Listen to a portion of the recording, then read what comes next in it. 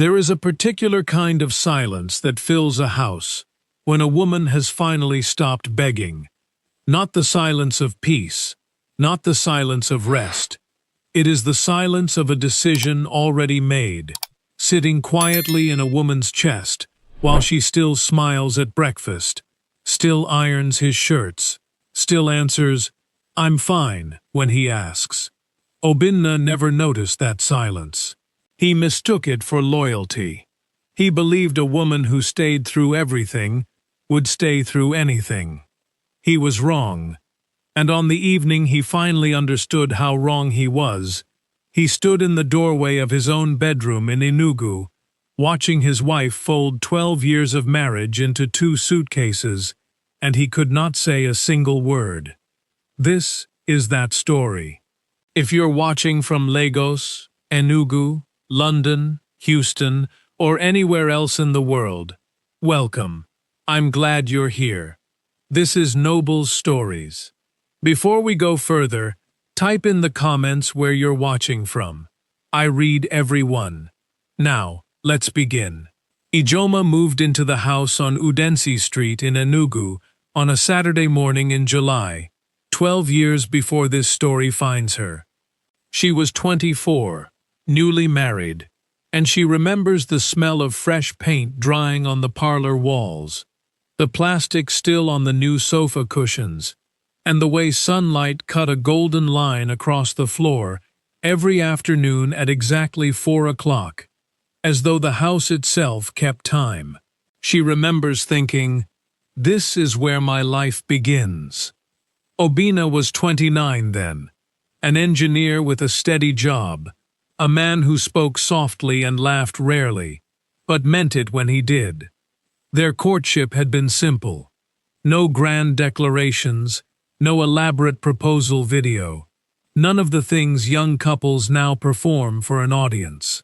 He proposed over a plate of jollof rice at a small restaurant in Independence Layout, sliding the small velvet box across the table almost shyly, and she said yes without hesitation, because he seemed, back then, like a man who would build something with her, brick by patient brick, rather than simply expect her to admire what he had already built alone. For the first few years, he did exactly that. They bought their plot of land together, and she remembers standing on the bare red earth with him on a Sunday afternoon, both of them in old clothes, watching the surveyor mark the corners with white pegs. She remembers the foundation going up, then the block walls, then the roof. Each stage a small ceremony they celebrated quietly, just the two of them, with suya and cold maltina, eaten on an upturned bucket, in what would later become their sitting room. She remembers starting her own fabric and fashion boutique near Ogwe Road, with money she had saved from years of tailoring work before marriage, and how Obinna used to close his office early on Fridays just to help her arrange new stock, folding wrappers with his large, careless hands, while she laughed at how badly he did it, how he could design a 3-story building on paper but could not fold an Ankara wrapper to save his life. A photograph still sits on the mantelpiece in that house. Ijeoma at 26, laughing at something outside the frame, Obinna's hand resting lightly on her shoulder, both of them dressed for a cousin's wedding they never made it to on time because they'd gotten lost arguing playfully over directions. Anyone looking at that photograph today would assume the marriage inside it stayed exactly that way forever. Warm, easy, full of small private jokes. It did not. Somewhere between the birth of their daughter, Chidera, and the slow accumulation of ordinary years, something in the house began to shift. It did not happen all at once. It never does. It happened the way rust happens, quietly, in places no one thinks to check, until one day you reach for what used to be strong and it crumbles in your hand, and you cannot even remember when it stopped being solid. Obinna did not become a different man overnight. He became, instead, a tired one. His firm grew, took on larger contracts, and so did his hours. First 7, then 8, then 9 in the evening, each extra hour arriving so gradually that by the time Ijeoma noticed the pattern, it had already become the shape of their marriage. Ijeoma noticed. She always noticed. She noticed the way he began answering phone calls on the balcony instead of in the sitting room. She noticed how his laughter over the phone had a lightness he no longer brought home with him. But noticing and speaking are two entirely different things, and for a long time she chose only the first. This is not the story of a woman who confronted her husband the first time she suspected another woman. This is the story of a woman who absorbed things quietly for 11 years. The way a wall absorbs dampness, invisible at first, until the paint bubbles, and no one can pretend anymore that the wall is dry. It started small, the way these things always do. Obina stopped asking about her boutique, stopped asking whether the new Dutch wax fabric had arrived, whether the tailor she'd hired was working out, whether business was good that month. Then he stopped asking about her day at all. Dinner conversations, once full of small stories and gentle teasing, shrank down to logistics, school fees, light bills, whose turn it was to collect chidera from her extra lessons on Wednesdays. The marriage did not end in one explosive argument, the kind neighbors remember and gossip about for weeks. It ended in 1,000 small absences that Ijeoma catalogued privately in the quiet architecture of her own mind, and never once spoke aloud, because speaking them aloud felt to her like admitting the thing she feared most, that her husband was slipping away from her, slowly, deliberately, and she did not know how to hold on to a man who no longer wanted to be held. She remembers turning 32. Obina forgot her birthday entirely that year. Not cruelly, not even consciously, just absently, distracted by a phone that had begun to buzz constantly with messages he angled away from her whenever she walked past the sofa. She did not remind him. She did not sulk visibly. She simply went into the kitchen that evening, baked her own small cake from a box mix she found at the back of the cupboard, and sat at the dining table blowing out 7 candles, one for each year past 25, a private joke only she understood, while 9-year-old Chidera clapped enthusiastically beside her, too young to notice her father was not in the room. She remembers the year after, finding a hotel receipt folded small in his trouser pocket while doing the laundry. A hotel near Nike Lake neither of them had ever visited together. She sat on the edge of their bed holding that thin slip of paper for almost 10 minutes, turning it over twice, reading the date, the room number, the amount, as though enough scrutiny might change what it plainly said. Then, very carefully, she folded it back along its original creases and returned it to the exact pocket she'd found it in, smoothing the trouser leg flat again, as though she had never touched it at all. Why? People who have never lived inside a marriage like this often ask that question with a certain impatience, as though loyalty and fear and hope are simple, easily separable things. But Ijeoma was not a foolish woman. She understood, with painful clarity, exactly what that receipt meant. What she did not yet understand was what she was supposed to do with that understanding. How to weigh 12 years, a growing daughter, a house they had built together nail by nail, a boutique he had once helped her stock, against a slip of paper from a hotel she would never step inside. So she chose silence again. Not because she believed silence would fix anything, she was not naive enough for that, but because she did not yet trust herself to survive whatever speaking might cost her.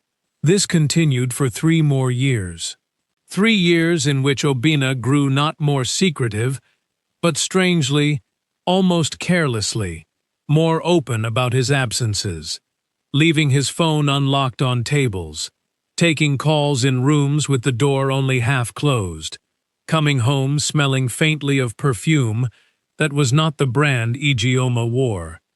And there is a particular, specific pain in that kind of shift. A man who hides his affairs still believes, somewhere, that he has something left to lose. A man who stops hiding them has already decided, quietly and privately, that he has nothing left to lose, because he no longer believes his wife will ever leave. That is exactly what Obina believed about Ijeoma. And for a long time, painfully, he was right. The turning point arrived without fireworks, the way most real turning points do. On an ordinary Tuesday evening in March, the kind of evening with nothing remarkable about it at all. Ijeoma stood at the stove preparing okra soup, the pot bubbling gently, the kitchen warm with the smell of crayfish and dried fish, while Obina's phone rang on the sitting room table, left behind while he bathed upstairs, water running audibly through the pipes above her. She was not a woman who searched her husband's phone. In 12 years she had never once done it, partly out of respect for whatever fragile trust remained between them, and partly, if she was honest with herself in the quiet hours she rarely allowed herself, out of fear of what she might find and be unable to unsee.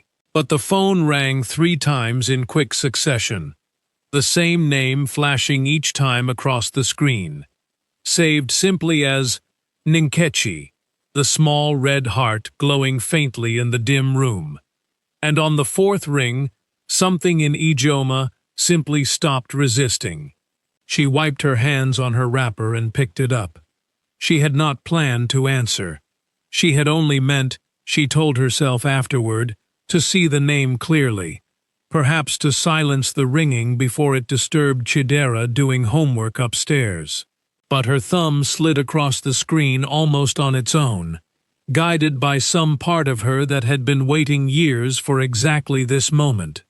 And a woman's voice came through, warm, unhurried, unmistakably familiar in a way that spoke of long, comfortable habit rather than anything new. "Baby, did you tell her yet?" the voice said, soft and slightly teasing. "I can't keep doing this, hiding, waiting for you to be ready. She needs to know about us, about the baby." Ijeoma did not scream. She did not drop the phone, did not gasp audibly, did not do any of the things a more dramatic version of this story might require of her. She stood very still in the sitting room, the wooden soup spoon still in her other hand, a thin line of dark okra sauce dripping slowly down the handle and onto the cool floor tiles. And she listened to the silent stretch on the other end of the line, as the woman calling herself Nkechi gradually realized, from the particular quality of that quiet, that this was not Obina she was speaking to. "Hello?" the voice said again, suddenly smaller, uncertain. "Who is this?" Ijeoma ended the call without answering. She placed the phone back on the table exactly where it had been, angled precisely as before, and walked back into the kitchen. She turned off the gas beneath the soup, watching the small blue flame shrink and vanish. Then she sat down alone at the dining table, the same table where she had once eaten a birthday cake by candlelight while her daughter clapped, in a house that suddenly, in the space of one phone call, felt as though it belonged to someone else entirely. There is a particular kind of grief that does not announce itself with tears. Ijeoma did not cry that night. She sat at that table for almost 2 hours, the soup growing cold on the stove, turning something over in her mind that had nothing to do with anger and everything to do with a quiet, unbearable arithmetic. 12 years of marriage, 3 years of a receipt she had found, and never mentioned.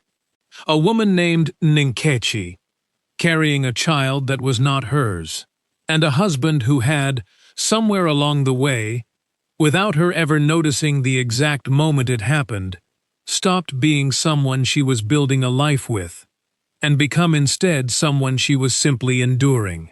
When Obinna came downstairs at last, a towel around his waist, hair still damp, asking with mild irritation why his food was not ready, Ijeoma looked at him for a long, measured moment, the way one looks at someone before deciding something permanent about them, and said only, "I'm not feeling well tonight. I'll cook tomorrow." He accepted this without question, retreated to the bedroom, and was asleep within the hour. He believed her, as he always believed her. That, in the end, would prove to be his greatest and most costly mistake. What followed in the weeks after was not an explosion. It was a calculation, carried out slowly, privately, with the same patience she had once used to build her boutique from nothing. Ijeoma did not confront Obinna the next morning, nor the morning after that, nor at any point in the weeks that followed. She did not call Nkechi back to demand answers. She did not throw his phone across the room, did not weep at his feet asking why, did not do any of the things 100 imagined versions of this story might expect of her. Instead, she did something far more dangerous to a man like Obinna. She went quiet in an entirely new way. Not the old, familiar silence of endurance he had grown so comfortable relying on, but a silence with direction, a silence with purpose, moving steadily toward somewhere he could not see. She began, gradually, to move money. Small amounts at first, spaced carefully across several weeks so as not to draw attention, transferred from the joint account into one only she could access. Money that was, in truth, largely her own, earned from a boutique that had quietly grown into the more reliable income of the household, though Obinna had never once acknowledged this aloud. She began gathering documents one by one. Her marriage certificate, Chidera's birth certificate, the original registration papers for the shop she had built with her own 2 hands, long before Obinna ever touched a single brick of the house they now shared. She told no one during this time, not her sister in Awka, not her mother in the village, not even her closest friend from secondary school, who called every Sunday without fail. She understood, from 11 years of quiet observation, that the only plan capable of surviving in a house like theirs was the one nobody else knew existed, because a shared secret, however well-intentioned, could slip, and a slip would cost her everything she had carefully begun to build. She watched Obinna during those weeks, the way one watches a stranger, noting, almost clinically now, how he had begun taking calls exclusively in the bathroom with the tap running, how his laughter down the phone remained lighter and freer than any laughter he brought home to her or Chidera, how he had, without ever announcing it, already moved the greater part of himself out of the marriage, and left behind only his body, still eating her cooking, still sleeping beside her at night, still occupying space in a life he had quietly stopped investing in. One evening in April, Chidera, only 9 years old and far more perceptive than either parent gave her credit for, looked up from her homework and asked, with the simple, devastating honesty children are capable of, "Mummy, why is Daddy always smiling at his phone but not at us?" Ijeoma remembers that question more vividly than almost anything else from that period. More than the phone call itself, more than the receipt from years earlier. It was not Obinna's affair, in the end, that finally moved something immovable in her.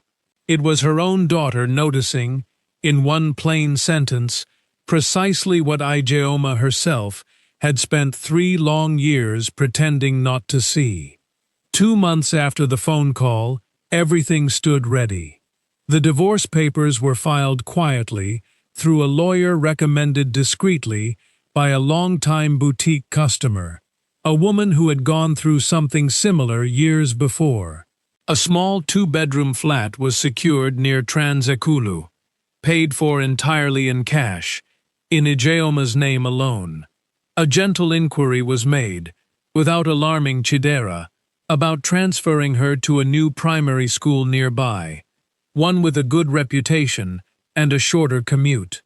And still, through all of this, Obinna suspected absolutely nothing. He continued coming home late and leaving early. He began, in small private ways, congratulating himself on how remarkably peaceful his marriage had become, how his wife no longer nagged him about his hours, no longer asked pointed questions about where he had been. He mistook her calm entirely for surrender. He believed, the way certain men convince themselves to believe, that a woman's silence is proof of her powerlessness, rather than proof that she has simply, finally, stopped speaking to him altogether. On a Thursday evening in June, Obinna came home earlier than usual, perhaps 20 minutes earlier, no more, and found the bedroom door standing open, light spilling into the hallway, and Ijeoma kneeling calmly on the floor beside 2 large suitcases, folding clothes with the unhurried, deliberate precision of a woman who had rehearsed this exact moment in her mind 100 separate times. He stood frozen in the doorway for a long moment before he found his voice. "What is this?" She did not stop folding, did not even look up immediately. "I'm leaving, Obinna." He laughed then, not cruelly, but with the particular disbelief of a man encountering something his mind simply refused to categorize as real. "Leaving to where? You're my wife. Where will you even go?" "I have somewhere to go," she said simply, finally meeting his eyes. "I've had somewhere to go for 2 months now." He stepped further into the room, and she watched something shift across his face. The slow, dawning arithmetic of a man realizing, all at once, that the ground beneath him had already given way weeks earlier, and he simply hadn't felt it happen. "Is this about Nkechi?" he asked, and there was something almost pleading in his voice now, the first genuine fear Ijeoma had heard from him in years. "It was never only about Nkechi," Ijeoma said quietly, closing the first suitcase with a soft, final click. "It was about a receipt I found 3 years ago and said nothing about. It was about a birthday you forgot, without even realizing it. It was about our daughter asking me why her father only smiles at his phone. Nkechi was simply the last thing, Obinna. She was never the first." He sat down heavily on the edge of the bed, the very same bed where, 3 years earlier, she had once held that hotel receipt and said nothing at all. And for the first time in 12 years of marriage, Obinna had no words ready. He had spent years quietly assuming her love was a fixed, permanent fact of his life, something he could neglect indefinitely without ever risking losing it. He had never once seriously considered that a woman's patience, however deep, is not the same thing as a woman's limit, and that both can run out silently, without warning or announcement, while a man is busy elsewhere, congratulating himself on his own good fortune. "I'm taking Chidera with me," she said, zipping the second suitcase closed. "You're welcome to see her whenever you like. I would never take that from either of you. But I won't raise her in a house where she learns, by watching me, that love means waiting quietly to be noticed." She carried both suitcases downstairs herself, refusing his belated, half-hearted offer to help. He did not stop her at the door. He did not follow her out to the compound. He simply sat on the edge of the bed, in the house they had built together brick by brick, over 12 long years, listening to the sound of a car engine starting, then pulling slowly out of the gate, taking with it 12 years, one daughter, and a version of himself he would spend a very long time afterward trying, and largely failing, to understand. There is a certain kind of ending people expect from a story like this. The husband weeping openly at the gate, the triumphant wife driving away into a golden sunset, some neat and satisfying resolution where every wrong is finally answered and every tear repaid in full. Life rarely offers that kind of ending. What it offered Ijeoma instead was something quieter, and in its own understated way, far more honest. A small flat near Transikulu with sunlight that came in at a different angle than she was used to. A daughter, slowly adjusting to a new school and new friends. A boutique that finally, fully, became entirely her own to shape. And long, unhurried evenings where she sat alone and no longer had to wonder where anyone was, or why they weren't smiling at her. Obinna, for his part, did not go on to marry Nkechi. Some say he still lives alone in the house on Udensi Street, still walks past the space on the mantelpiece where that old photograph once stood, before Ijeoma quietly took it down and packed it away, folded carefully among everything else she owned. Perhaps the hardest truth in a story like this one is not simply that a man can take a woman's loyalty for granted for years without consequence. It is that a woman can spend more than a decade proving her love almost entirely through silence, and discover, too late for him but exactly in time for herself, that the strongest thing she ever did in that entire marriage was not the staying. It was the leaving. If this story moved you, let me know in the comments. And don't forget to tell me again where you're watching from. This has been Noble Stories. Subscribe so you never miss the next one.